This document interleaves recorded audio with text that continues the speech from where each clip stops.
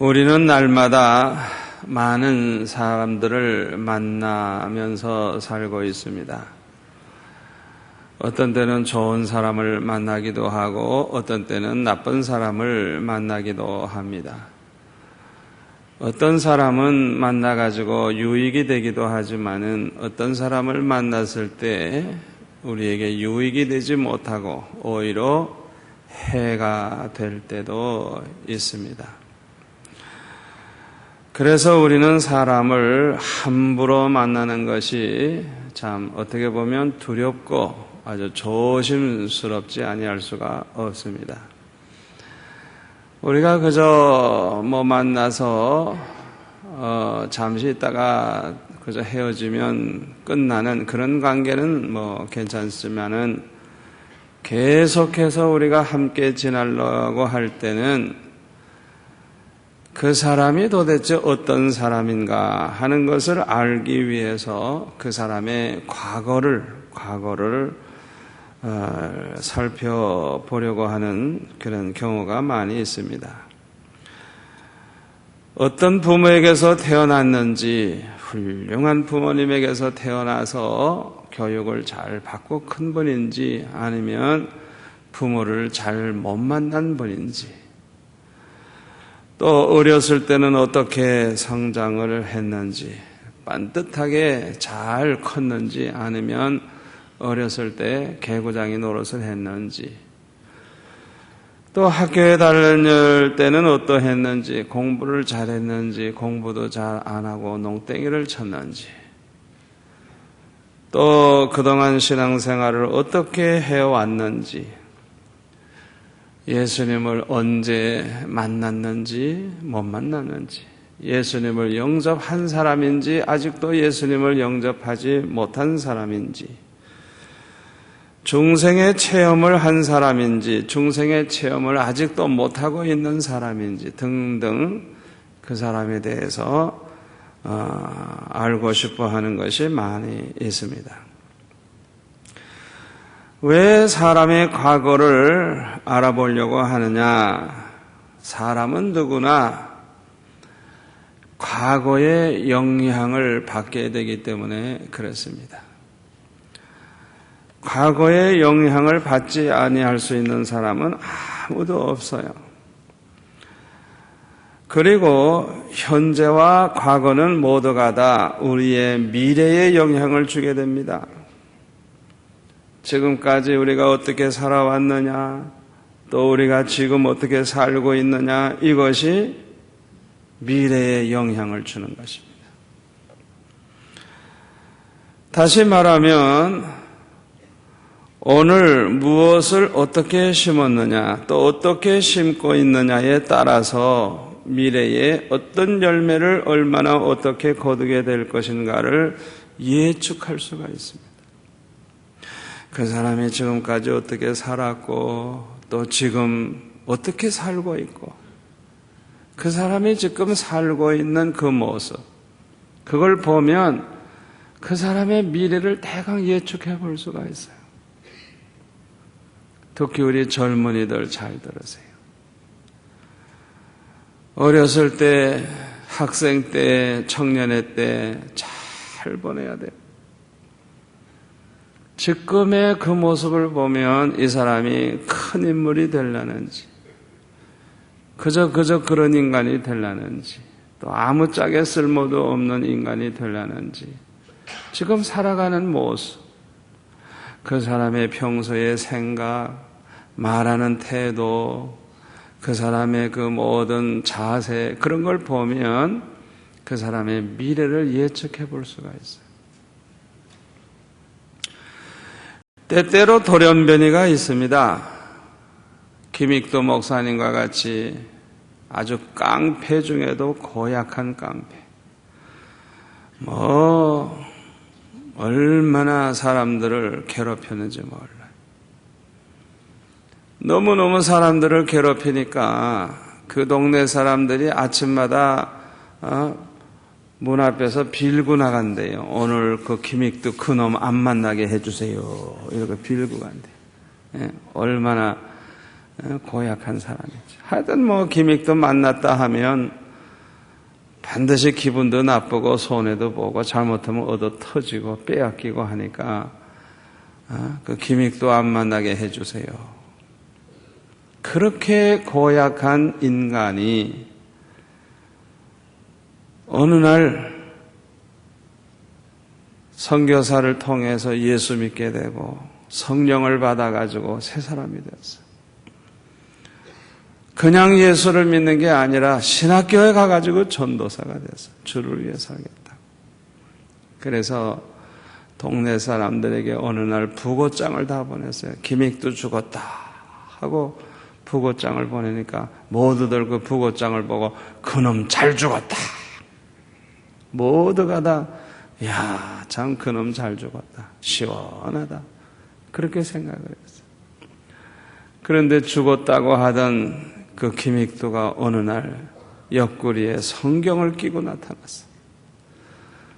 하하, 저건 사람이 죽은 게 아니라 옛사람이 죽고 새사람 된 모양이구나. 아이고, 전도사가 됐네. 어떤 분이 짓궂어가지고 정말 죽었는지 어디 테스트 해보자. 그래가지고 기믹도가 가까이 오니까 바켓에 물을 그냥 퍼가지고 그냥 갑자기 물을 그냥 건졌어요. 물을 끼얹으니까 뭐 옛날 같으면은 뭐 그런 사람 뭐 뼈다구 하나 성하게 두지 않을 거예요. 뭐 반은 죽여놓을 거예요. 그런데 이게 웬일입니까? 물을 툭툭 털면서 뭐라고 하는 거 하니 너 기믹도가 죽었다고 하는 것에 대해서 감사해라. 옛날 기믹도가 살아있다고 하면 너는 벌써 요절이 났을 것이다. 그렇게 얘기를 했다는 거예요. 아주 돌연변이에요, 돌연변. 어떻게 그런 고약한 인간이 어떻게 그렇게 달라질 수가 있어요? 잘못해 보면 기적이에요, 기적. 아무리 고약한 인간이라고 할지라도 예수님 만나면 변합니다. 성령 받으면 변합니다. 거듭나면 변화가 일어나요. 참 우리 예수 믿는 사람들 이게 얼마나 축복인지 몰라요. 여러분, 앞으로 우리 교회가 우리 북한에서 탈출해 온 사람들이 부산에 100여 명 되는데 아무도 돕지를 않는다고 구원 요청을 누가 해서 앞으로 그분들을 좀 도우려고 그래요. 서울에만 있는 줄 알았더니 부산에도 100여 명 된다 그래요. 그분들이 예수님도 모르고 북한에서 김일성 우상을 섬기고 김일성을 하나님으로 알고 그렇게 살았는데 그들도 저와 여러분을 통해서 예수님 만나면 아마 그 중에 목사님도 나올 줄 믿습니다. 예수님만 만나면 돌연변이가 되냐 아주 완전히 그냥 상상 못할 사람으로 변화가 되는 것입니다. 김일성이도 어떻게 보면 돌연변이에요. 왜냐하면 어머니가 뭐 권사고 그 집안이 장로 권사 집안입니다. 그 외삼촌 강량욱이 목사입니다. 목사님, 장로님, 권사님 집안입니다. 그 집안이 완전히 교회에서 자라난 사람입니다. 그런데 그 김일성이가 공산주의자가 돼가지고 세계적으로 가장 악질 공산주의 독재 정치를 지금까지 해왔다. 어떻게 그렇게 될 수가 있느냐. 이유는 그저 하나예요. 교회 아무리 다니면 뭐해요? 주님을 만나지 못했기 때문에 그래요. 교회 다녀봤으니까 교회가 뭔지 그저 이 겉모양만 보고 교회가 뭔지 알죠. 기독교에 대해서 그냥 뭐 대강 알죠. 중요한 것은 지식적으로 대강 알 뿐이지 정말 살아계신 주님 만난 체험이 없어. 정말 성령의 불을 받아가지고 성령에게 사로잡힌 그런 사람이 되질 못했기 때문에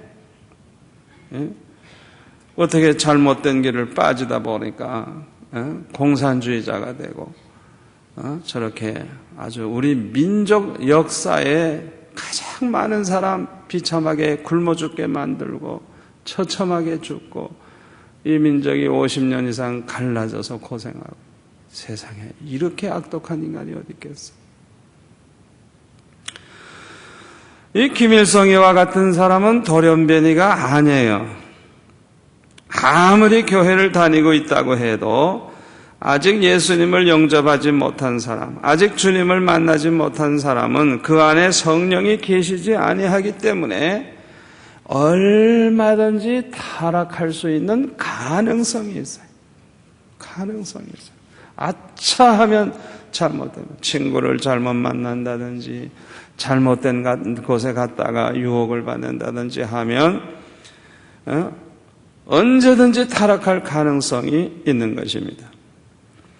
오늘날 김일성같이 나쁜 사람이 되지는 아니했지만은 어렸을 때는 예수 믿는 가정에서 교회 생활을 하며 자란 사람들 중에 세상 사람들과 똑같은 모습으로 살고 있는 사람들이 너무 많이 있어. 우리 교회 어떤 권사님의 남편은요, 학생 시절에도 교회에서 내가 볼 때 그분 학생회장도 했을 거예요. 똑똑하니까. 교회에서 자라고 청년회 때도 교회에서 그냥 주일학교 성가대 다 하고, 그렇게 자라난 사람이 말이에요. 어머니도 권사고. 그런데 어떻게 해서 타락했는지 내가 자세히 모르지만은 지금 교회도 잘 안 나와요. 술 먹고, 담배 피고, 계집질하고, 별짓 다 해요. 얼마나 속상한지 몰라. 여러분, 오늘 본문에 보면 방탕함과 술 취함과 세상의 염려로 마음이 둔하여지고, 여기 방탕함과 술 취함 있죠. 그렇게 방탕한 생활하고 밤낮 술이나 먹고 굉장히 위험한 사람입니다. 절벽 위에 서 있는 사람과 같아요. 언제 떨어져 죽을지 몰라요. 저는 그런 사람을 보면 지금 살아있다고 해도 그거 산 게 아니에요. 그거 사실 죽어 있는 사람입니다. 참 위험해요. 너무 안타까워요. 현재 교회에 나오지만은 아직도 주님을 만나지 못한 사람들과 형식적인 신앙생활을 하고 있는 사람들은 모두가 다 아주 위험한 사람들입니다. 언제 어디서 마귀의 공격을 받을지 몰라요. 얼마나 위험한지 몰라요. 우리가 성경을 읽다가 참으로 속이 상하고 안타까운 것은 다윗과 같이 훌륭한 왕이 전혀 예측할 수 없는 죄를 범하게 되는 것을 보게 될 때입니다. 어떻게 이런 일이 일어날 수가 있느냐. 참 다윗과 같은 사람이 어떻게 그런 짓을 할 수가 있느냐. 너무너무 속상하고 안타까워. 또 솔로몬과 같이 믿음으로 잘 자라는 청년이 왕이 된 다음에 점점 하나님으로부터는 멀어지고 육체의 쾌락만 추구하다가 우상 숭배를 허락하게 되어서 하나님의 진노를 받게 되는 것을 보게 될 때 얼마나 속상하고 얼마나 안타까운지 몰라요.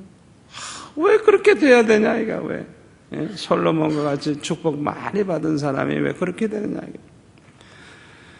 성경을 우리가 보다가 이런 광경을 보면 정말 속상해요. 얼마나 안타까운지 몰라요. 저와 여러분은 언제 주님이 재림하실지 모르는 마지막 때에 살고 있습니다. 아멘. 오늘 보면 34절에 보세요. 4절에 보면은 뜻밖의 그날이 덫과 같이 너에게 임하리라. 이 그날은 예수님 재림하시는 날이죠. 이 날은 온 지구상에 거하는 모든 사람에게 임하리라. 이러므로 너희는 장차 올 이 모든 일을 능히 피하고 인자 앞에 서도록 항상 기도하며 깨어 있으라. 그날 주님이 오시는 그날, 이 날은 우리 성도들에게는 영광의 날입니다. 영광의 날. 모든 고생이 다 끝나고 빛나는 세마포 옷을 입고 주님을 만나는 날입니다. 얼마나 축복의 날인지 몰라요. 아마 그날은 너무 감격해서 아마 다 눈물을 흘릴 것 같아요. 막 춤을 추고 그냥 뭐 어쩔 줄을 모를 것 같아요. 상상만 해도 너무너무 좋아요. 그러나 예수 안 믿는 사람들, 예수 믿는 척하지만 실제로 믿지도 않는 사람들, 이 사람들은요 심판의 날입니다. 심판의 날. 예? 그날에 당할 고통과 그날에 당할 슬픔과 그날에 당할 그 비참함이 뭐 형용할 수 없을 거예요. 그래서 36절에 보면 이러므로 너희는 장차 올 이 모든 일을 능히 피하고 그날에 있을 모든 일, 엄청난 고난의 날, 그 하나님의 진노를 우리가 피하려고 하면 항상 기도하며 깨어있으라. 우리 주님이 말씀하셨어요.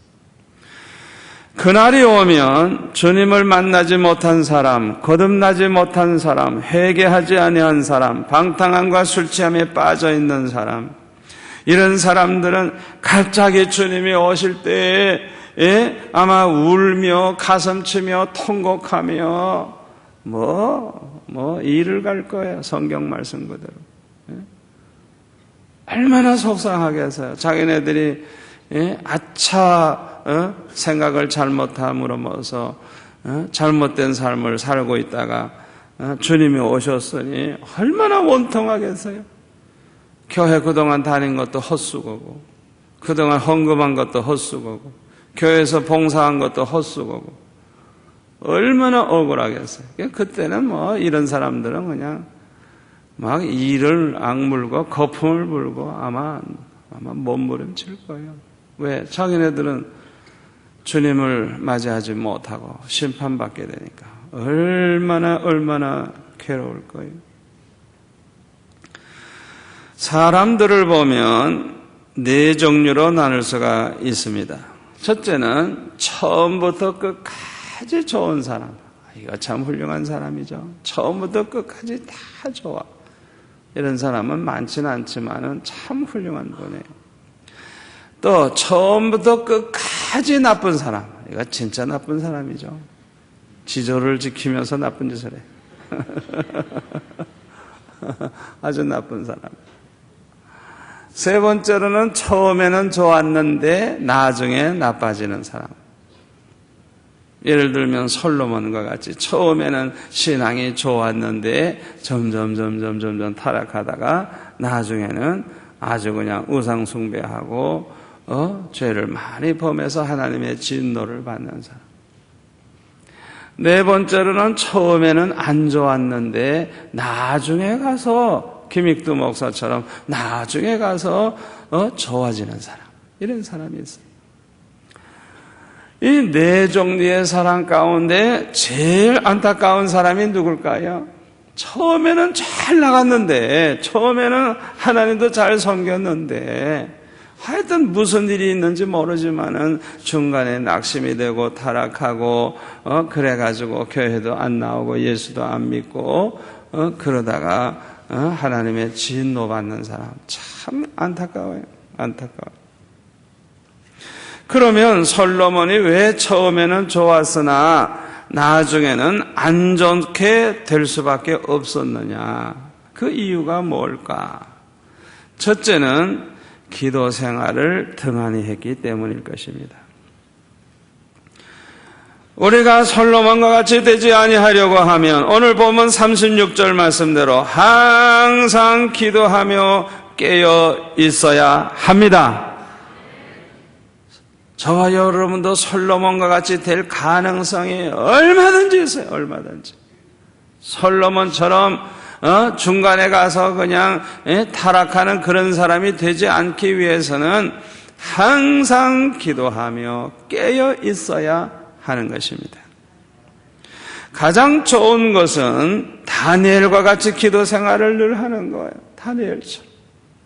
아무리 바빠도, 아무리 출세해도, 아무리 세상에 중요한 일이 있다고 할지라도 하나님 앞에 기도하는 것보다 더 중요한 일이 어디 있겠어요? 그러니까 다니엘은 어떤 일이 벌어져도 하루에 3번씩은 고국을 향하여 창문을 열어놓고 늘 그 정한 장소에서 무릎을 꿇고 하나님 앞에 기도하는 생활을 했어요. 솔로몬도 이 다니엘과 같이 기도 생활을 했더라면 얼마나 좋았겠어요. 절대로 타락하지 아니했을 거예요. 날마다 다니엘처럼 그렇게 시간을 정해놓고 하루에 3번씩 기도했더라고 하면 절대로 타락하지 아니했을 거예요. 그런데 성경에 보세요. 솔로몬이 뭐 그런 기도 생활을 했다는 성경 구절 한 군데라도 나오는가 보세요. 기도 생활 안 했어요.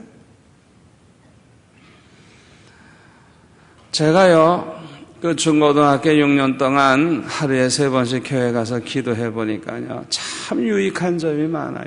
유익한 점이 뭐냐 하면, 일단 교회를 3번은 가지 않습니까? 이 교회를 3번을 가요. 뭐 길든지 짧든지 그냥 딱 가면 무릎 꿇고 딱 그때는 이 돗자리를 깔아놓은 그런 교회이기 때문에 의자가 없었어요. 그냥 가면 탁 무릎 꿇고 앉아서 기도하고, 좀 바쁘면 짧게 기도하고 가고, 좀 시간이 있으면 오래 기도하고, 이제 학교에서 돌아올 때는 시간이 넉넉하니까 좀 깊이 기도하고, 저녁 먹고 나서는 또 가서 또 기도하고. 그런 생활을 해보니까요, 제 마음이 학교에서 생활하다가 뭐 기분 나쁜 날도 있고, 뭐 잘못해서 좀 말다툼도 하고, 마음 상할 때가 있어요, 상할 때가. 그런데요, 교회 항상 그렇게 가서 엎드려 기도하다가 보니까 회복을 하나님이 시켜줘요. 그리고 내 마음에 너무너무 이제 괴롭다든지 근심이 된다든지 고민이 되면은 아예 저는 그냥 그날 밤에 철학기도 해버려요. 그런데 놀라운 것은 그렇게 철학기도 하다가 보면 밤 1시, 2시쯤 가장 피곤한 시간이 되면 졸립기도 하고 뭐 굉장히 힘드는데, 어떤 때는 바로 그 시간에 갑자기 성령이 임하시는데요. 나는 지금 회개하러 왔는데 은혜 받고 돌아가는 거예요. 은혜 받고. 아멘. 은혜 받고 돌아가는 거예요. 그러니까 하루에 3번씩 기도했다 그래서 밤낮 은혜 충만하고 밤낮 무슨 뭐 응답이고 그게 아니에요. 그러나 변함없이 내가 죄를 졌든지 안 졌든지 신앙생활 잘하든지 못하든지 항상 하나님 앞에 규칙적으로 기도하다가 보니까 넘어지려고 하다가도 일어나고 죄를 졌다가도 다시 회개하고 은혜 받고 하여튼 하나님 앞에 늘 기도한다고 하는 것 자체가 중요한 것입니다. 많은 기독교인들은 철저한 기도 생활을 하지 못하고 있어요. 대부분의 기독교인들은 특별한 경우에만 기도해요. 예를 든다고 하면 뭐 부흥회 때 막 통성기도 시키고 막 하니까 뭐 그냥 얼떨결에 기도하지 뭐. 또 특별 새벽 예배 때 나와가지고 또 기도하게 되고, 또 신앙 수련회 때 그럴 때 말씀 듣고 기도하는 시간을 좀 주게 되면 우리 학생들 같은 경우에 보면 이 수련회 때 은혜 받은 학생들이 참 많아요. 또 특별한 위기가 왔을 때, 어려움이 생겼을 때 그럴 때만 기도하지 보통 때는 별로 기도 안 하는 사람들이 너무 많아요. 여러분, 이런 사람들에게는 참 문제가 많습니다. 특별히 기도할 수 있는 기회가 오지 아니하면 기도하지 아니하니 이게 보통 문제입니까? 이런 사람이 항상 깨어 기도하게 하려 하면 항상 어려움이 계속 와야 하고 위기가 계속 와야만 이 사람은 정신 차린 사람이니 얼마나 문제가 큽니까? 여러분 좀 생각 좀 해보세요. 이런 사람들이 너무 많기 때문에 앞으로는 계속해서 위기가 몰려올 것입니다. 내 말이 맞는가 안 맞는가 보세요. 오늘날 미국이 이락을 이제 때려부시려고 하는데요. 여러분, 그거 간단한 문제가 아닙니다. 석유가 폭등할 것이고 그것이 경제적으로 미치는 영향이 얼마나 클 것이고 또 그 전쟁이 그것으로 절대로 끝나지 않아요. 여러분, 이거 보통 일이 아니에요. 보통 일이 아니에요. 이상해요. 우리 성도들이 평소에 기도 생활 많이 하면 좋겠는데 꼭 문제가 있어야 기도하는 사람들이 너무 많아요. 평소엔 기도 안 해. 그러면 어떡해요? 우리 성도들이 이 마지막 때 항상 기도하며 깨어 있어야 하는데 기도 안 하면 어떡해요? 기도 안 하면 안 하도록 만드는 수밖에 없잖아요. 그러면 자꾸 가정에 문제가 일어나게 돼 있는 거예요. 사업의 문제도 일어나게 돼 있고요. 얼마나 속상한 일입니까? 앞으로 전쟁의 위기도 점점 심해질 거고요. 기근도 올 것이고요. 재난도 많이 올 것이고요. 또 희한한 질병이 떠돌아다닐 거고요. 사업이 안 돼가지고 어려움도 당하게 될 거고요.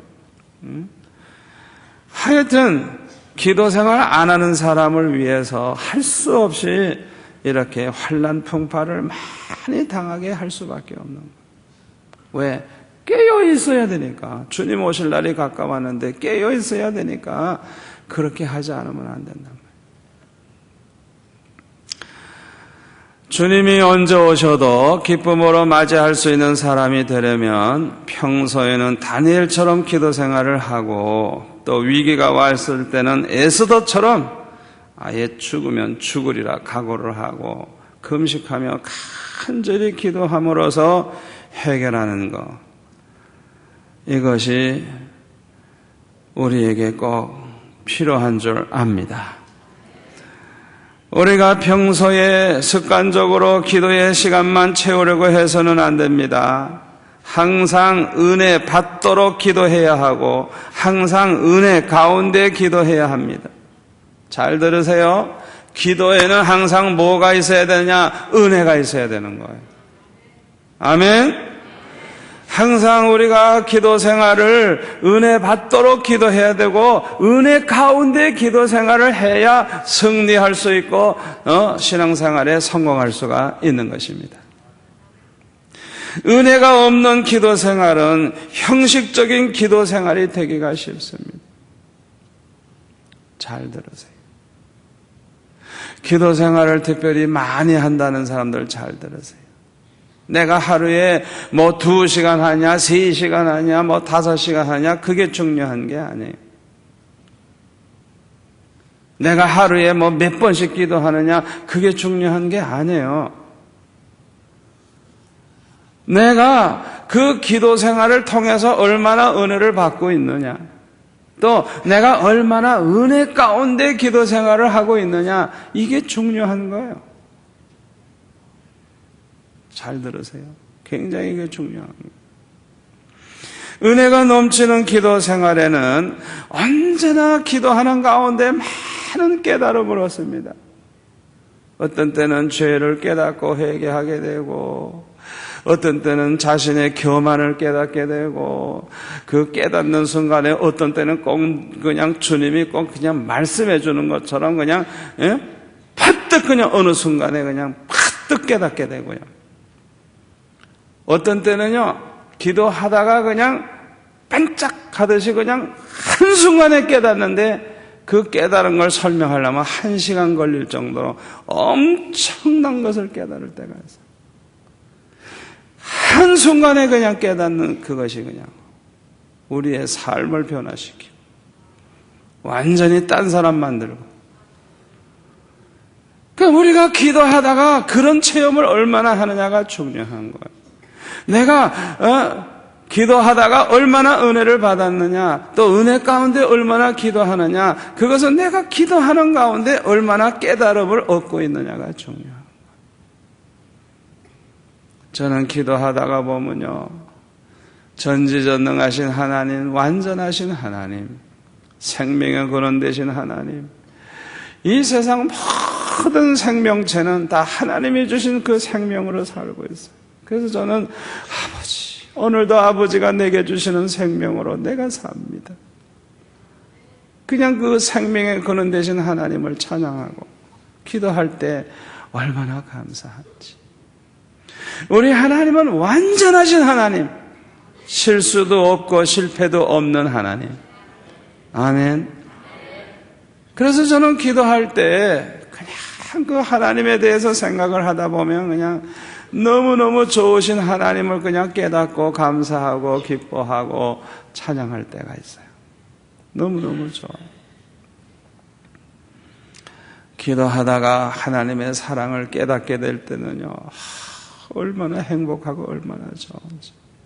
하나님이 나를 사랑한다는 걸 그냥 깨닫게 될 때 얼마나 좋은지 몰라요. 기도하다가 그런 깨달음이 있어야 돼요. 아멘.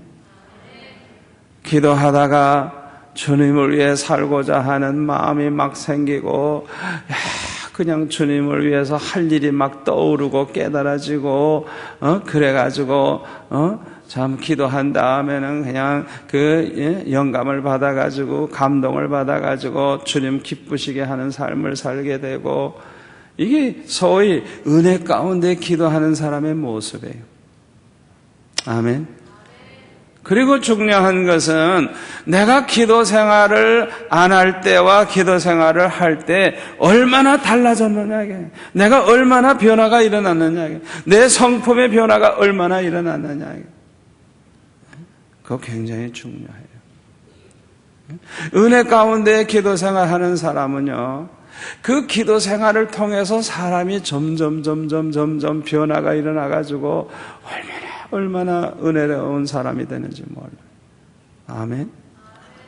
그뿐만 아니라 기도하다가 믿음의 능력이 더해지고, 기도의 능력이 더해지고, 경건의 능력이 더해지고, 기도 생활을 함으로써 아주 능력 있는 신자, 세상에 나아가서 뭐 적당히 사는 게 아니에요. 뭐 목숨 걸고 신앙을 지키고 거룩하게 살고 주님을 위해서 살고.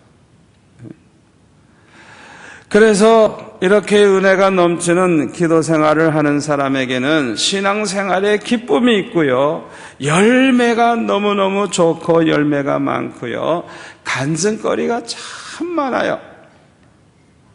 형식적으로 기도하는 사람에게는 그게 없지만은 정말 은혜 가운데 기도하는 사람에게는요, 응답받은 간증이 너무 많은 거예요.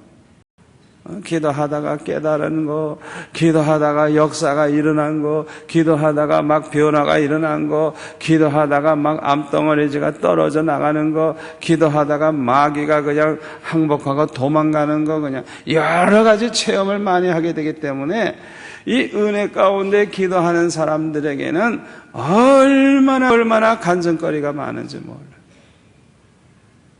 그래서 저는 특별히 주의 종들을 만났을 때 뭘 듣고 싶으냐 하면 주의 종이 됐으니까 얼마나 간증거리가 많겠느냐.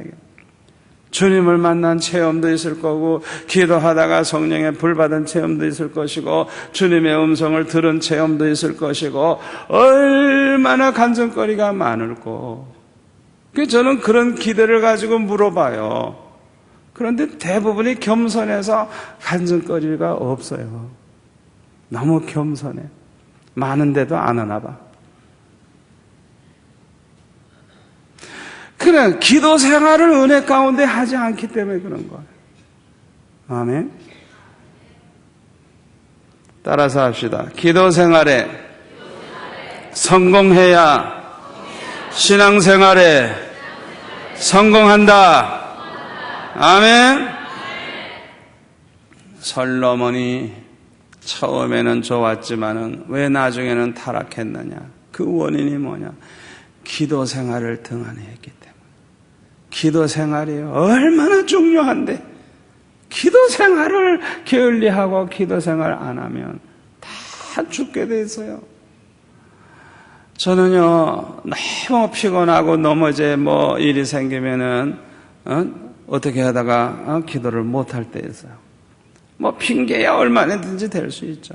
그러나 뭐 핑계를 대든 말든 하여튼 기도를 제대로 안 하면 얼마나 약해지는 걸 느껴요. 약해지는 거. 믿음도 영역도 영감도 얼마나 약해지는지. 그냥 나 자신이 너무너무 허약해지는 걸 느껴요. 저 같은 목사도 그래요. 그러니까 여러분들이 막 하루하루 세상에 나아가서 사업도 해야 되고 직장생활도 해야 되고 학교도 가야 되는 여러분들이 기도생활 등한히 해보세요. 뭐 오죽하겠어요. 오죽하겠어요. 나같이 주의 일만 하고 항상 주 예전에서 사는 사람도 하루라도 기도생활 제대로 안 하면 그냥 약해지는 걸 막 느끼는데 여러분들이야 오죽하겠냐고요. 여러분 이 기도생활은 영적으로 보면 이 호흡과 같아요. 호흡. 숨을 잘 쉬어야 우리가 살잖아요. 기도 생활을 잘 해야 영적으로 사는 거예요. 근데 기도 생활 제대로 안 하면 그 사람은 숨을 제대로 안 쉬는 사람이니까 얼마 안 있으면 병들어서 나머지 죽는 거예요. 저는요, 목사건 장로건 누구든지 기도 생활을 철저히 하지 않는 사람은요, 그 사람 신앙생활 뭐 알아볼 필요도 없어요. 가만히 보면요, 옛날에는 은혜 가운데 살던 사람도요, 기도 생활 잘 안 하더니 사람이 아주 교만해지고요, 건방지고요, 자기 교회에 대한 의무도 안 하고 신앙의 본도 안 보이면서 아주 교만한 소리나 하고 자기 권리 주장이나 하려고 그러고 그 병든 걸 보여줘요. 병든 거. 아하, 이분이 기도 생활 제대로 안 하더니 영적으로 보니까 이게 병들었구나. 병들면요, 그 병든 모습이 나타나요. 아니, 더 부끄러워하고 머리 숙여야 될 사람이 어떻게 더 건방지고 교만해집니까? 그 은혜 못 받으면 그렇게, 은혜 못 받. 은혜 받을수록 어린아이 같이, 은혜 받을수록 온유해지고, 은혜 받을수록 부드러워지고, 겸손해지고. 아멘. 거꾸로 나타나요, 거꾸로. 은혜 못 받으면 거꾸로. 그 기도 생활을 게을리 하는 거 보면 저는 벌써 걱정스러워요. 왜? 뻔할 뻔짜니까. 목사도 장로님도 마찬가지. 기도 생활 등한히 하면 저는 그 다음에 될 일을 내다보고 있기 때문에 걱정이 막 생겨요. 참 큰일 났다. 큰일 났다. 기도해야 할 사람인데 저렇게 기도 안 하니 또 어쩌면 좋을까. 여러분, 오늘 주시는 말씀 꼭 기억하시고 아무리 바빠도 아무리 힘들어도 철저하게 기도 생활하시기를 축원합니다. 두 번째로 솔로몬이 처음에는 좋았지만 나중에는 왜 안 좋게 되었을까? 그 두 번째 이유는 성경을 상고하지 아니했기 때문입니다. 그 당시에는 모세 오경밖에 없어요. 솔로몬이 날마다 모세 오경을 읽고 묵상했더라면 타락하게 되지를 아니했을 것입니다. 시편 1편에 보면은 뭐라 그랬습니까? 복 있는 사람은 악인의 꾀를 쫓지 아니하며 죄인의 길에 서지 아니하며 오만한 자의 자리에 앉지 아니하고 오직 여호와의 율법을 즐거워하여 그 율법을 주야로 묵상하는 자로다. 하나님의 계명, 하나님의 율법, 하나님의 말씀을 매일 즐거워하고 주야로 묵상하는 그 사람이 복 있는 사람이라 그랬어요. 저는 시냇가에 심은 나무가 시절을 쫓아 과실을 맺으며 그 잎사귀가 마르지 아니함 같으니 그 행사가 다 형통하리로다. 아멘. 항상 복이 있는 사람. 왜 복이 있어요? 이런 사람 항상 말씀을 즐거워하고 말씀을 묵상하고 말씀의 은혜 가운데 사는 사람은 타락하지 않아요. 은혜 가운데 살게 돼요. 그 얼마나 복이 있어요. 여러분, 예수 믿는 사람들은요, 은혜 가운데 살아가지고 영적으로 건강하면요, 다른 복은 그냥 따라옵니다. 따라와. 아멘. 따라와요. 오늘날 북한이 저렇게 핵무기 가지고 꽝꽝 큰 소리 치고 북한 때문에 잘못하면 미국이 그냥 과거에도 우리 모르게 그냥 북한을 그냥 완전히 그냥 아주 쑥밭을 만들 그런 일이 있었대요. 아슬아슬하게 넘어갔어요. 우리가 모르는 사이에. 알고 보니까. 앞으로도 얼마든지 만약에 북한이 핵무기를 개발하고 뭐 장거리 유도탄 만들면 절대 그냥 두지 않습니다. 절대 그냥 두지 않아요. 반드시 그냥 기습을 해서라도 쑥밭을 만들 겁니다. 그거 만드는 그 자리마다 다 정확하게 폭격을 할 겁니다. 그렇게 되면 어떻게 해요? 휴전선에는 지구상에 그렇게 많은 무기를 집중해서 이렇게 장거리 포를 설치하는 지구상에 그런 지역이 없어요. 우리나라 휴전선이 세계에서 가장 무기를 많이 배치해 놓은 장소예요. 그 북한이 가만히 있겠어요? 그냥 쏴대면 그냥 서울은 그야말로 불바다 되는 것이죠. 육안으로 보면 걱정거리가 많지만은 저는 하나님을 바라보고 의지할 때 여러분들과 같이 깨어기도 하고 여러분들과 같이 이민족을 위해 중보기도 하고 여러분들과 같이 하나님을 기쁘시게 하는 사람이 있는 한 절대로 그런 일은 안 일어날 줄로 믿습니다. 저는요 그런 걱정거리를 뭐 신문을 통해 알고 뭐 TV 방송을 통해 들을 때에 저는 나를 바라봐요. 내가 깨어있고 목사로서 깨어있고 우리 성도들과 함께 깨어있는 한 우리 기도가 절대로 땅에 떨어지지 않는다. 그 모든 무기가 녹이 슬어버리든지 무기를 다른 데 팔아버리든지 그런 날이 오지 절대로 이 땅 위에서는 그 무기를 쓰지 못하게 될 것이다. 저는 하나님이 행하심을 볼 때 반드시 그렇게 될 줄 믿습니다.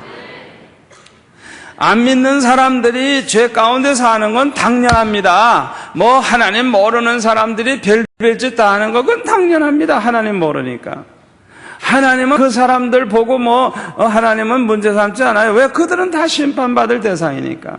중요한 것은 하나님의 백성들을 보고 계시는데 하나님의 백성들이 깨어기도 하고 하나님의 백성들이 하나님을 기쁘시게 하면 절대로 망하는 법이 없습니다. 아멘. 그래서 우리는 세상 바라보고 걱정할 필요 없어요. 내 자신이 정말 하나님 기뻐하시는 그런 사람이 내가 되었느냐 그거 살피면 되는 거예요. 저는 저대로 나는 목사로서 하나님을 정말 기쁘시게 하는 목사가 되었는가 나를 살피면 되는 거예요. 아멘. 여러분 각자가 다 그런 마음을 가지시기를 바랍니다. 솔로몬이 성경을 좀 읽었더라면 얼마나 좋았을까. 신명기 4장 266페이지 이 신명기 4장을 솔로몬이 늘 읽었더라면 절대로 타락하지 아니했을 거예요. 신명기 4장에 보면 이스라엘아 이제 내가 너에게 가르치는 기료와 법도를 듣고 준행하라. 그리하면 너희가 살 것이요 너의 열조의 하나님 여호와께서 너에게 주시는 땅에 들어가서 그것을 얻게 되리라. 내가 너에게 명하는 말을 너희는 가감하지 말고 내가 너에게 명하는 너의 하나님 여호와의 명령을 지키라. 여호와께서 바알부올의 일을 인하여 행하신 바를 너희가 목도하였거니와 이 바알부올 우상이거든요. 바알부올을 쫓은 모든 사람을 너희 하나님 여호와께서 너희 중에 진멸하셨으되 오직 너희 하나님 여호와께부터 떠나지 않은 너희는 오늘까지 다 생존하였느니라. 6절 너희는 지켜 행하라. 그리하면 열국 앞에 너희의 지혜요 너희의 지식이라. 그들이 모든 규례를 듣고 이르기를 이 큰 나라 사람은 과연 지혜와 지식이 있는 백성이로다 하리라. 우리 하나님 여호와께서 우리가 그에게 기도할 때마다 우리에게 가까이 하신 것 같이 그 신의 가까이함을 얻은 나라가 어디 있느냐. 오늘 내가 너에게 선포하는 이 율법과 같이 큰 규례와 법도가 공의로운 큰 나라가 어디 있느냐. 오직 너는 스스로 삼가며 내 마음을 힘써 지키라. 두렵건대 내가 그 목도한 일을 잊어버릴까 하노라. 두렵건대 내 생존한 날 동안에 그 일들이 내 마음에서 떠날까 하노라. 너는 그 일들을 내 아들과 내 손자들에게 알게 하라. 내가 호렙산에서 내 하나님 여호와 앞에 섰던 날에 여호와께서 내게 이르시기를 나를 위하여 백성을 모으라. 내가 그들에게 내 말을 들려서 그들로 세상에 사는 날 동안 나 경외함을 배우게 하며 그 자녀에게 가르치게 하려 하노라 하시매. 여러분 생각해 보세요. 솔로몬이 날마다 이 성경을 읽었다고 하면 밤낮 죄만 짓고 우상 숭배했겠어요? 못해요. 또 신명기 5장으로 넘어가서 볼까요? 신명기 5장에 보면은 모세가 온 이스라엘을 불러 그들에게 이르되 이스라엘아 오늘 내가 너의 귀에 말하는 기례와 법도를 듣고 그것을 배우며 지켜 행하라. 우리 하나님 여호와께서 호렙산에서 우리와 언약을 세웠나니 이 언약은 여호와께서 우리 열조와 세우신 것이 아니요 오늘날 여기 살아있는 우리 곧 우리와 세우신 것이라. 7절부터 보면 나 외에 위하는 신들을 내게 잊지 말지니라. 너는 자기를 위하여 새긴 우상을 만들지 말고 위로 하늘에 있는 것이나 아래로 땅에 있는 것이나 땅 및 물속에 있는 것에 아무 형상을 만들지 말며 그것들에게 절하지 말며 그것들을 섬기지 말라. 나 여호와 너의 하나님은 질투하는 하나님인즉 나를 미워하는 자의 죄를 갚되 아비로부터 아들에게로 3, 4대까지 이르게 하거니와 나를 사랑하고 내 계명을 지키는 자에게는 1000대까지 은혜를 베푸노니라. 아멘. 솔로몬이 이 성경을 늘 읽었다고 한번 생각해 보세요. 이 모세오경을 날마다 읽었다고 생각해 보세요. 우상숭배 했겠어요? 못해요. 절대 못해요. 평소에 성경을 읽었더라면 얼마나 좋으냐. 말씀을 읽지 않고 그러다 보면은 말씀을 잊어버리게 돼 있어요.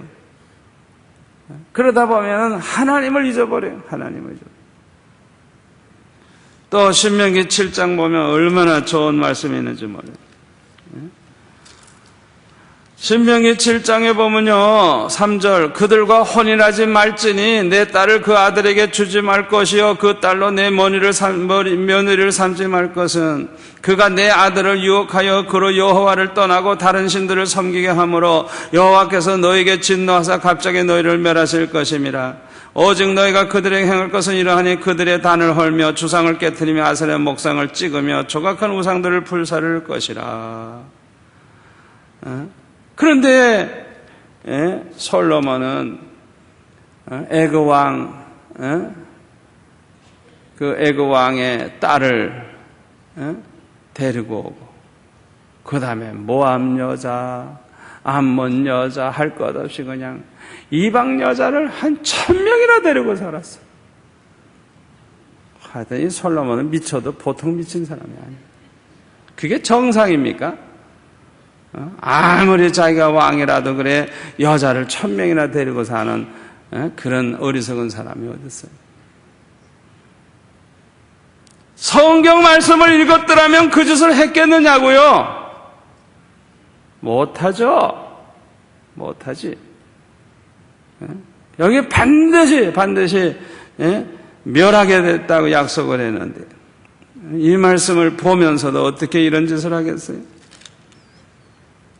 이방 여인을 데리고 오면 그들로 말미암아 우상 숭배를 하게 되고 그래서 망하게 된다고 성경에 보면 얼마나 경고를 하고 있는데 성경을 읽었더라면 얼마나 좋았을까? 또 신명기 6장 4절에 보면 이 성경을 자녀들에게도 열심히 읽히고 가르치라 그랬어요. 그 이유가 있어요. 4절, 6장 4절. 이스라엘아 들으라. 우리 하나님 여호와는 오직 하나인 여호와시니 너는 마음을 다하고 성품을 다하고 힘을 다하여 내 하나님 여호와를 사랑하라. 오늘날 내가 내게 명하는 이 말씀을 너는 마음에 새기고 내 자녀에게 부지런히 가르치며 집에 앉았을 때에든지 길에 행할 때에든지 누웠을 때에든지 일어날 때에든지 이 말씀을 강론할 것이며 너는 또 그것을 내 손목에 매여 기호를 삼으며 내 미간에 붙여 표를 삼고 또 내 집 문설주와 바깥문에 기록할지니라. 그래서 자녀들이 하나님을 똑바로 알고 말씀을 똑바로 알고 하나님을 똑바로 경외하게 하기 위해서 그냥 집안에 그냥 하나님 말씀을 막 써붙이라는 거예요. 막 써붙여 항상 읽고 기억하고 그 계명대로 살 수 있다. 그렇게 철저히 하라는 거예요. 그래야 타락하지 않기 때문에 이렇게 하라는 거예요. 여러분 성경 읽어요? 성경 읽어요? 하루에 한 장 이상 읽는 사람 손 들어보세요. 안 드는 사람은 팔이 아파서 안 드는 말인데 적어도 한 장 이상, 보통 10장 이상 읽으면 좋아요. 성경을 읽는 날과 안 읽는 날이 차이가 참 많아요. 성경도 깊이 읽으면서 은혜 받으면 얼마나 좋은지 몰라요. 세 번째로 솔로몬이 처음에는 좋았지만 나중에는 안 좋게 된 이유는 뭐냐? 예배를 등한히 했기 때문에 그렇습니다. 솔로몬은 기브온 산당에서 1000번제를 드린 적이 있습니다. 이때 하나님이 얼마나 기뻐하시고 얼마나 큰 축복을 주셨어요. 생각해 보세요. 계속 이렇게 했더라면 얼마나 좋았을까? 얼마나 좋았을까? 1000번제는 드리지 않는다고 할지라도 날마다 하루의 시작을 먼저 하나님 앞에 번제를 드리고 그렇게 살았더라면 얼마나 좋았을까요? 여러분 예배를 등한히 하면 은혜 생활하기가 참 어렵습니다. 오히려 신앙이 타락되기 쉬워요. 그러다가 아예 예배를 드리지 않게 되면 믿음을 아예 잃어버리게 됩니다. 꼭 명심하세요. 우리가 부족해도 교회 열심히 나오고 예배 열심히 드리면 그래도 믿음이 이렇게 명목을 이렇게 살리게 되지만은 교회를 안 나와버리고 예배를 안 드려버리면 이상하게 완전히 불신자가 돼버려요. 그거 참 이상하죠. 교회 안 나오면 신앙 다 잃어버리게 돼 있어요. 여러분 교회 나오는 게 이게 얼마나 중요한지 알아요? 교회 나와서 예배를 아주 잘 드리는 게 얼마나 중요한지 몰라요. 마귀가 우리를 타락시키기 위해서 제일 먼저 하는 게 뭔지 알아요? 교회 가기가 싫어지는 거예요. 그 다음에는 예배를 등한히 하게 자꾸 만드는 거예요. 그게 타락시키는 방법이에요. 그래서 어떤 때는 교회 안에서 좀 안 좋은 일이 생겨가지고 마음이 상하는 거예요. 그 다음부터는 그 교회 가기가 싫은 거예요. 그 사람이 있으니까 그 사람 보기도 싫은 거예요. 이게 이제 마귀가 우리를 타락시키는 방법이에요. 타락시키는 방법. 마귀에게 속지 마시기를 바랍니다. 이 마지막 때는요, 우리가 교회에 나가는 것 등한히 하고 예배 드리는 것 등한히 할 그런 사건이 많이 일어납니다. 히브리서 10장 22절에 보면 그날이 가까움을 볼수록 모이기를 더욱 힘쓰자. 주님 오실 날이 가까움을 볼수록 열심히 모이고 날마다 모이고 시간마다 모여서 예배드리고 찬양하고 기도하고 그것이 타락하지 않고 승리하는 비결인 줄로 믿습니다. 따라서 할까요? 성도는 교회 생활에 성공해야 신앙생활에 성공한다. 아멘.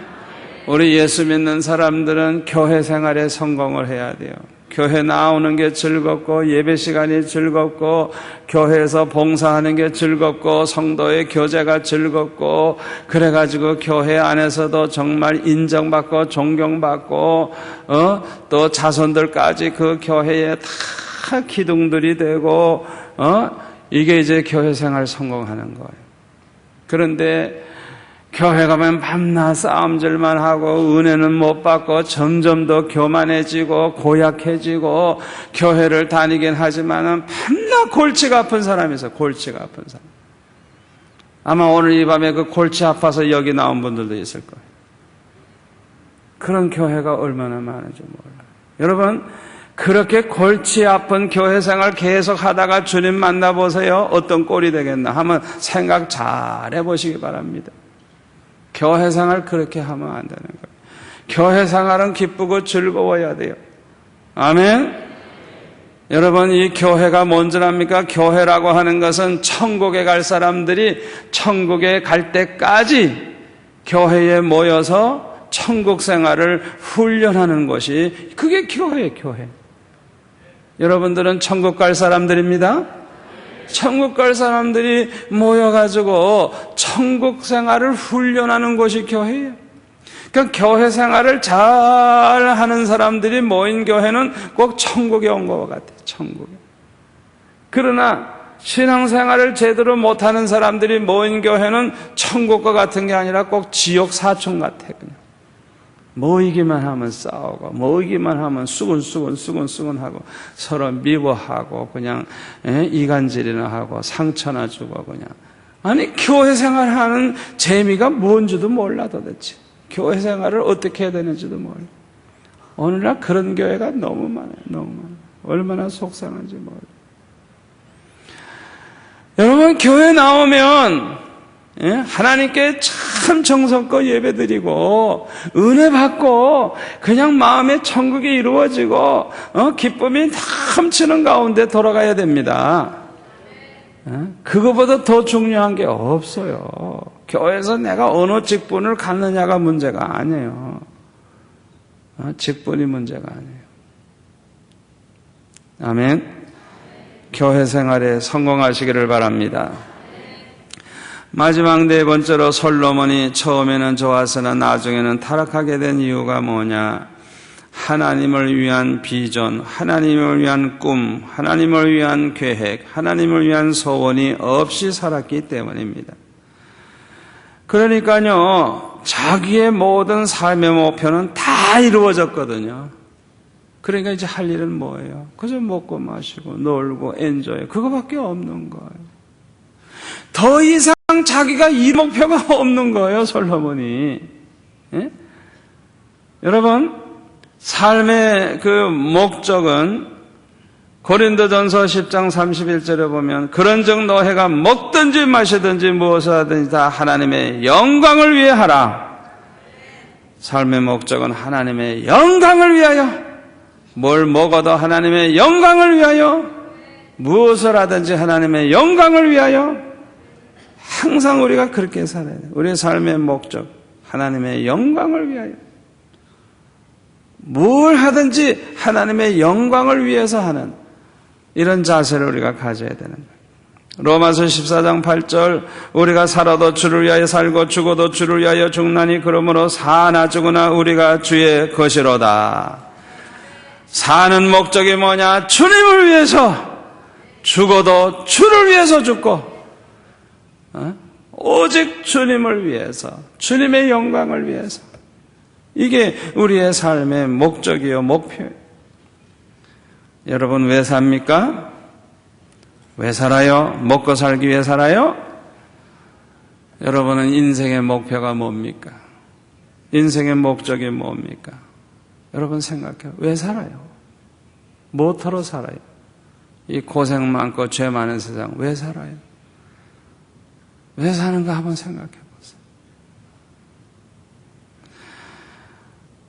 우리 인간의 꿈은 크게 두 가지로 나누어집니다. 하나는 하나님 모르는 사람들이 가지고 있는 세속적인 꿈입니다. 세속적인 소원. 부자 되고 싶어 하는 거, 출세하고 싶어 하는 거, 건강해서 장수하는 거, 세상에서 유명한 사람 명예를 얻는 거. 그게 세상 사람들의 꿈이에요. 그러나 신령한 꿈이 있어요. 신령한 계획, 신령한 꿈, 신령한 그 소원이 있어요. 그게 뭐냐면 어떻게 하면 하나님을 좀 기쁘시게 해드릴까? 아멘. 내가 뭘 해서 하나님을 기쁘시게 해드릴까? 내가 남은 여생을 어떻게 살아서 하나님을 기쁘시게 해드릴까? 내가 무엇을 바쳐서 기쁘게 해드릴까? 뭘 해드림으로 기쁘게 해드릴까? 그냥 하나님을 기쁘시게 해드리고 싶은 그 마음에서 나온 소원들. 이게 신령한 꿈이에요. 신령한 소원이에요. 다윗은 성전을 지어 바치기를 소원했죠. 이런 게 신령한 꿈이에요. 신령한 소원. 이런 꿈과 소원은 우선 내 믿음에 유익합니다. 이런 소원을 가진 사람과 안 가진 사람 차이가 있어요. 늘 이런 소원을 가지고 사는 사람은 그만큼 믿음이 좋아집니다. 아멘? 학교 공부를 해도 하나님을 위한 꿈과 비전을 가지고 공부를 하거든요. 장사를 해도 그냥 내가 하루하루 그냥 먹고 사는 게 아니라 하나님을 위한 계획과 꿈과 소원을 가지고 장사를 하거든요. 직장 생활을 해도 그냥 적당히 직장 생활에서 먹고 사는 게 아니라 이 직장 생활을 통해서 어떻게 하나님을 위한 꿈을 이루어 나갈까, 어떻게 하면 하나님을 위한 소원을 이루어 드릴까, 그런 마음을 가지고 사니까 우선 자기 그 믿음에 얼마나 유익이 되는지 몰라요. 이런 신령한 소원, 신령한 꿈이 있느냐 없느냐에 따라서 아주 너무나도 달라지는 거예요. 또 삶의 자세가 달라져요. 또 이런 꿈과 소원을 가지고 있으면 하나님이 기뻐하세요. 하나님이 축복하십니다. 그리고 이러한 꿈과 소원은 우리의 삶을 기쁘게 해주고 즐겁게 해줘요. 우리가 하나님을 위한 꿈과 소원을 가지고 살면 얼마나 기쁘고 좋은지. 하나님이 나를 기뻐하시는 증거가 내 마음속에 기쁨이 넘치게 돼요. 그래서 그 삶이 아주 행복해져요. 그리고 이렇게 하나님을 위한 꿈과 소원을 가진 사람은 자기만 축복받는 게 아니라 축복을 물려주고 축복을 나누어주면서 살아요. 아멘. 제가 아는 장로님들 중에 보면은 이렇게 하나님을 위한 꿈과 소원을 가지고 살다가 자신도 복을 받았지만은 오늘날 그 자손들이 그 복 받고 사는 거 보면요, 저 얼마나 감사한지, 얼마나 감사한지. 그 당대에만 복을 받는 게 아니라 그 자손들도 그 복을 누리면서 사는 거 보면 얼마나 좋은지. 그분들을 통해서 또 교회가 얼마나 복을 받는지. 그분들을 통해서 얼마나 많은 사람들이 복을 받는지. 참 그걸 보면요, 이야, 참 우리가 신령한 꿈과 신령한 소원을 가지고 사는 게 얼마나 중요한지. 아멘. 솔로몬이 그런 신령한 꿈과 소원이 있었다라고 하면 어떻게 밤낮 술이나 먹고 그 많은 여자들과 쾌락을 누리고 어떻게 그렇게 세월을 보내겠어요? 생각해 보세요. 참 속상해요. 이 솔로몬에게는 하나님을 위한 꿈이 없어. 그냥. 하나님을 위한 생각을 전혀 안 해. 그러니까 자기만 위해 사는 거예요. 자기만. 그럼 다 타락하게 돼 있어요. 여러분들도 마찬가지예요. 하나님을 위한 목표가 없고 하나님을 위한 소원도 없이 살면 아무리 성공해도 그 사람은 결국에는 타락합니다. 성공할수록 타락합니다. 솔로몬과 같이 그렇게 불행한 인생이 되지 아니하려고 하면 하나님을 위한 구체적인 소원, 구체적인 계획, 구체적인 목표를 가지시기를 바랍니다. 금년이면 금년 목표 세우세요. 내가 금년에는 난 이렇게 살겠다. 금년에는 내가 하나님을 위해서 이렇게 해드리는 게 내 목표다. 여러분 나름대로 소원을 가지세요. 평생의 소원도 가지세요. 저는요, 평생의 소원이 있어요. 평생의 소원. 금년에 내가 이루어졌으면 하는 소원들. 다 나를 위한 소원 아니에요. 주님을 위한 소원. 그래서 저는 얼마나 행복한지 몰라요. 나 자신을 위해서는 더 이상 바랄 게 없어요. 나는 바랄 게 없어요. 넘치게 축복해 주시니까 바랄 게 없어요. 나는 어떻게 하면 그 신령한 내 꿈과 소원을 어떻게 하면 내가 이루어 드리면서 살까? 그거밖에는 저는 생각하는 게 없어요. 얼마나 행복한지 몰라요. 아무 걱정이 없어요. 누가복음 21장 34절부터 36절까지 오늘 본문을 찾아서 다시 한번 읽겠습니다. 다 같이. 너희는 스스로 조심하라. 그렇지 않으면 방탕함과 술취함과 생활의 염려로 마음이 둔하여지고 뜻밖의 그날이 덕과 같이 너에게 임하리라. 이 날은 온 지구상에 거하는 모든 사람에게 임하리라. 이러므로 너희는 장차 올 이 모든 일을 능히 피하고 인자 앞에 서도록 항상 기도하며 깨어 있으라 하시니라. 여기 36절, 장차 올 이 모든 일을 능히 피하고 인자가 되신 예수님 앞에 서도록 항상 기도하며 깨어 있으라. 항상 기도하며 깨어 있으라. 그래서 주님 언제 오시더라도 기쁨으로 맞이할 수 있도록 항상 깨어 있으라는 이 말씀 마음에 새기시기를 바랍니다. 우리 성도들에게 중요한 것은 현재입니다. 지금 내가 어떻게 살고 있느냐가 중요합니다. 과거에 기도 많이 했어도 지금 기도하지 아니하면 쓸데가 없습니다. 지금 내가 얼마나 깨어 기도하느냐가 중요하지, 내가 옛날에 금식기도 얼마를 했고 그게 무슨 쓸데가 있어요. 지금 기도 안 하는데. 중요한 건 지금입니다. 아멘.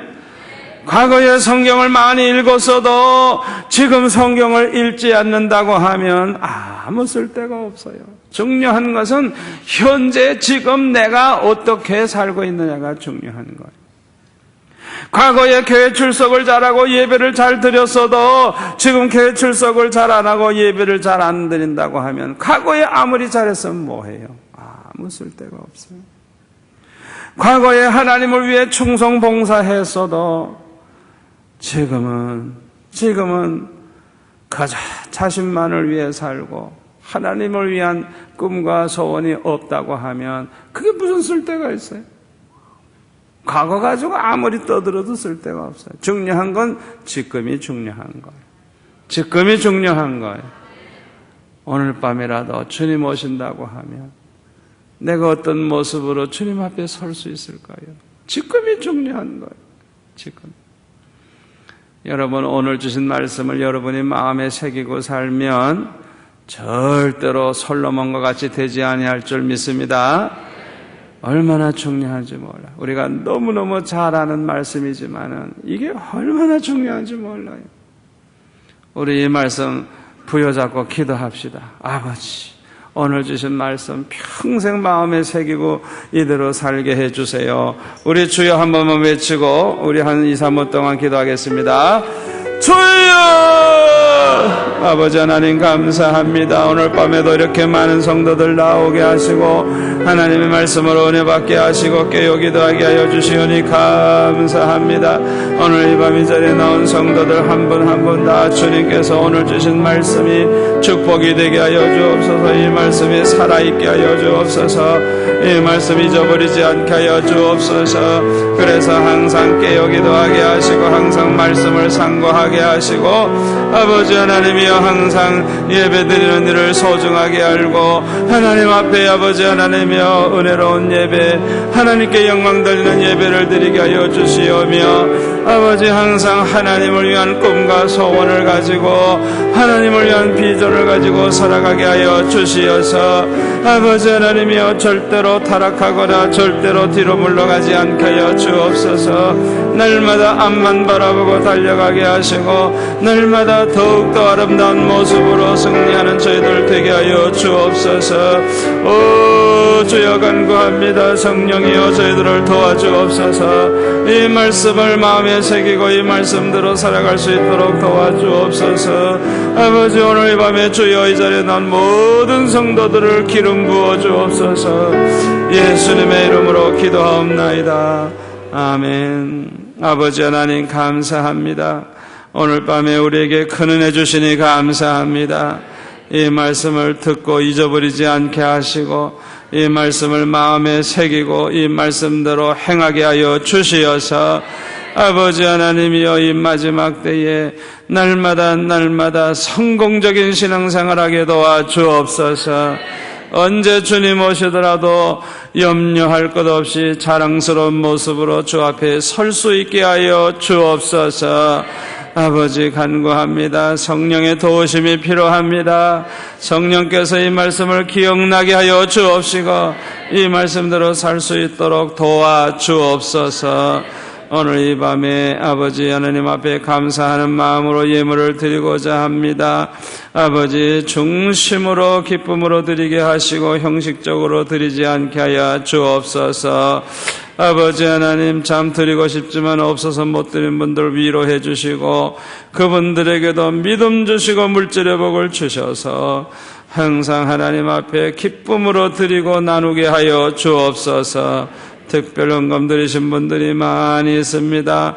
한 분 한 분 소원을 이루어 주시고 복을 주시되 천배 만배로 축복하여 주옵소서. 예수님의 이름으로 기도하옵나이다. 아멘.